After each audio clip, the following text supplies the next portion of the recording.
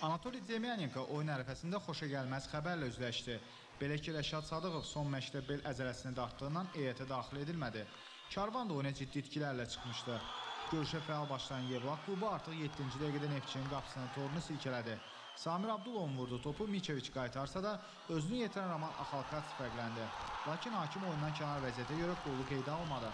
Az sonra Bəşir Müqəddirin zərbəsi təhlükəli oldu. Tədricən meydan sahiblərinin start hücumlarını dəf edən Neftçi oyunu bərabərləşdirməyə müvəffəq oldu. Epizodların birində Adamya Kruglovun ötürməsinə yetişə bilmədi. Oyuna böyük istəklə çıxan Yevlax klubu qonaqların müdafiə xəttinə çətin anlar yaşadırdı. 25-ci dəqiqədə 3 gedişli kombinasiyadan sonra Samir Abdulov çərçivəni nişan alsa da top qapı tirindən qayıtdı. Demyanenko'nun fasilədəki tövsiyələri öz bəhrəsini verdi. Ağqaralar ikinci hissəyə daha fəal başladılar. Neftçinin Estoniyalı legioneri Dmitri Krugov istəyinə çata bilmədi.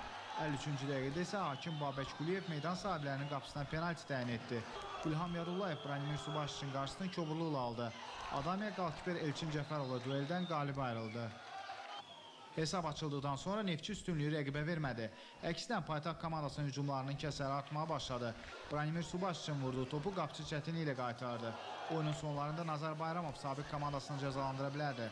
Lakin bu dəfə də Yevlax klubunun oyunçuları ikinci qolun vurulmasına imkan vermədilər. Beləliklə Neftçi çətin Yevlax səfərini minimal hesablı qələbə ilə başa vuraraq Olimpiklə xal fərqini 3-ə endirdi.